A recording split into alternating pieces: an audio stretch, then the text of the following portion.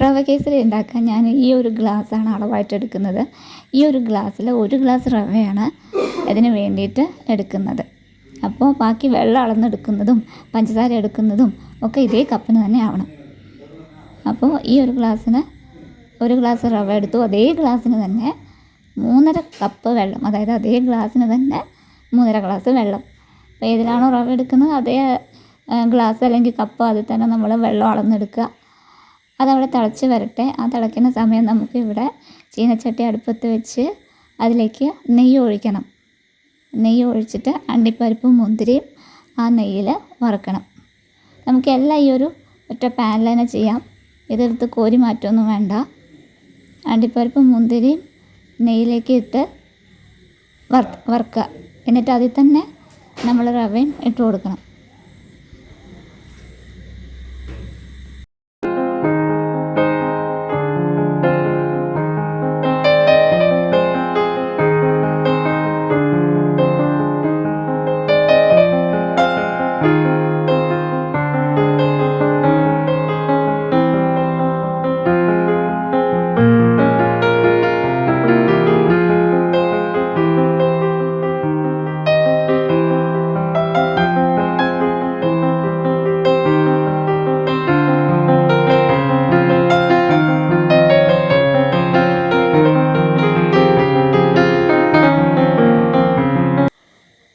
ഇനി അതിലേക്ക് നമ്മൾ എടുത്ത് വെച്ചിരിക്കുന്ന റവ ചേർക്കുക.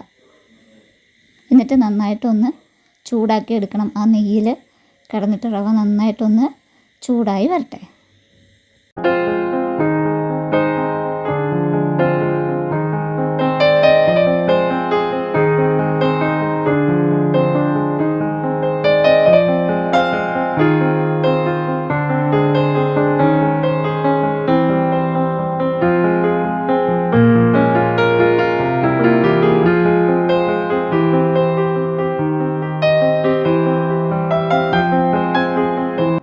റവ നന്നായി ചൂടായതിനു ശേഷം നമ്മൾ തിളച്ച വെള്ളം, നമ്മൾ നേരത്തെ തിളപ്പിക്കാൻ വെച്ച വെള്ളമില്ലേ, ആ വെള്ളം തിളച്ചത് ഇതിലേക്ക് ഒഴിച്ചു കൊടുക്കണം. തിളച്ച വെള്ളം തന്നെ ഒഴിക്കണം, ഒരിക്കലും പച്ചവെള്ളം ഒഴിക്കരുത്, എങ്കിൽ ഇതാകെ കുളമായി മാറും. അപ്പോൾ തിളച്ച വെള്ളം ഒഴിച്ചു കൊടുക്കുക. 1 ഗ്ലാസ് റവയ്ക്ക് 3.5 ഗ്ലാസ് വെള്ളമാണ് ഞാൻ എടുത്തത്. അത് തിളപ്പിച്ചിട്ടാണ് ഇതിലേക്ക് ഒഴിച്ചു കൊടുക്കുന്നത്. അപ്പോൾ റവ ചൂടാക്കുമ്പോഴും ഒരുപാട് ഇട്ടങ്ങ് മൂപ്പിച്ച് കളറൊന്നും മാറ്റിയെടുക്കരുത്. ഒന്ന് ചൂടായി വന്നാൽ അതിലേക്ക് തിളച്ച വെള്ളം ഒഴിച്ചു കൊടുക്കുക. എന്നിട്ട് കട്ട കെട്ടാതെ ഇളക്കണം. കട്ട പിടിക്കാൻ സാധ്യതയുണ്ട്, അതുകൊണ്ട് അത് നന്നായിട്ട് ശ്രദ്ധിക്കണം.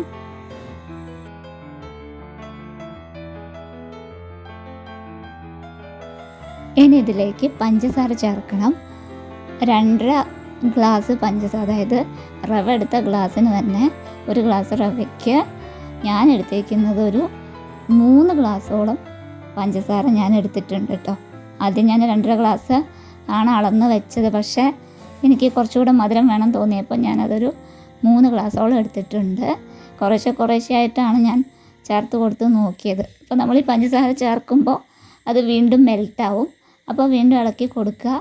അങ്ങനെ നമ്മൾ ആദ്യം ഒരു 2.5 ഗ്ലാസ് പഞ്ചസാര എടുത്തു. അത് കഴിഞ്ഞിട്ട് പിന്നെ കുറച്ചുകൂടെ വേണം തോന്നിയിട്ട് കുറച്ചുകൂടെ ഇട്ട് കൊടുത്തു. അപ്പോൾ നമ്മൾ പഞ്ചസാര ചേർക്കുമ്പോൾ അത് മെൽറ്റായി വരും. അപ്പോൾ നമ്മൾ വീണ്ടും അത് ഇളക്കി യോജിപ്പിച്ച് എടുക്കണം, തിക്കാക്കി എടുക്കണം.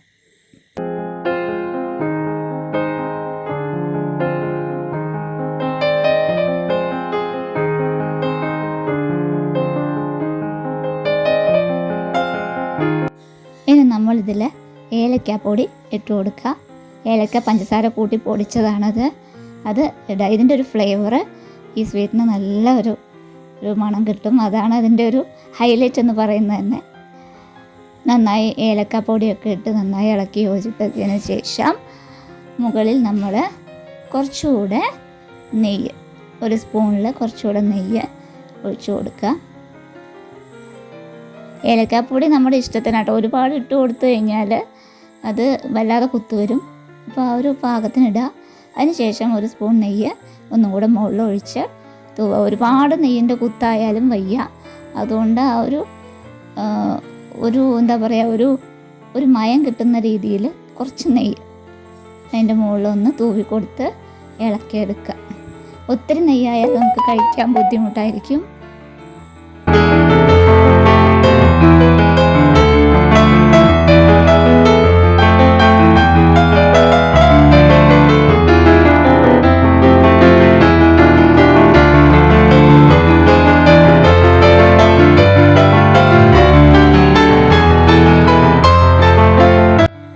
എല്ലാം ഇളക്കി യോജിപ്പിച്ചതിന് ശേഷം ഈ ഒരു തിക്നെസ് വരുമ്പോൾ നമ്മൾ തീ ഓഫ് ചെയ്യണം.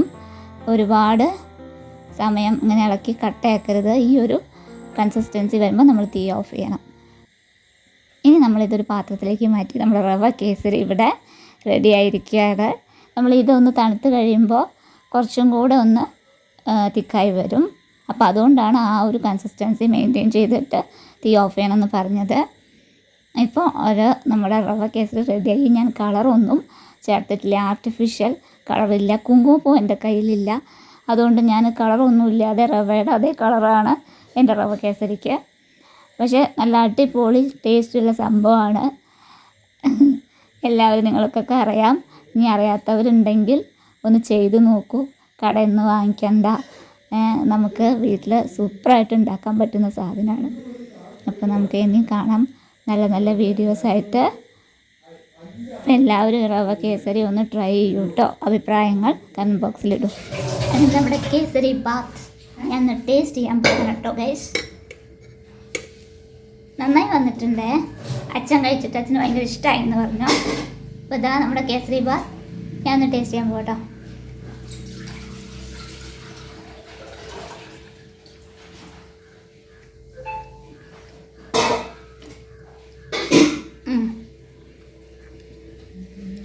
നന്നായിട്ടുണ്ട്.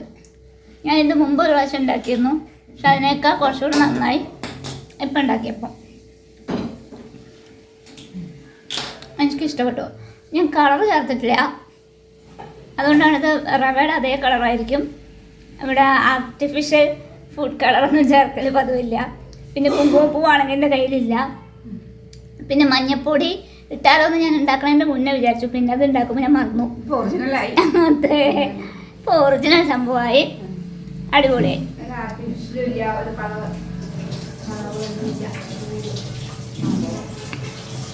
അപ്പം ശരി, കേസരി ബാത്ത് നിങ്ങൾ പലരും ഉണ്ടാക്കിയിട്ടുണ്ടാവും. ഉണ്ടാക്കാത്തവരുണ്ടെങ്കിൽ ഉണ്ടായിക്കോളും. നല്ല അടിപൊളി സംഭവമാണ് കേട്ടോ. വളരെ ഈസി ആയിട്ട് ഉണ്ടാക്കാം. എന്ന് വെച്ചാൽ അതിൻ്റെ കണക്കും കാര്യങ്ങളും കൃത്യമായാൽ മതി. സാധനമൊക്കെ നമ്മുടെ വീട്ടിലുള്ളതൊക്കെ തന്നെയാണ്. അപ്പോൾ ശരി, നമുക്ക് ഇനി കാണാം. എൻ്റെ ചേച്ചിയും ഏട്ടനും മോനും ഒക്കെ വന്നിട്ടുണ്ട്. പുതിയ വീഡിയോസുമായിട്ട് നമുക്ക് വീണ്ടും കാണാം. Tata, bye bye.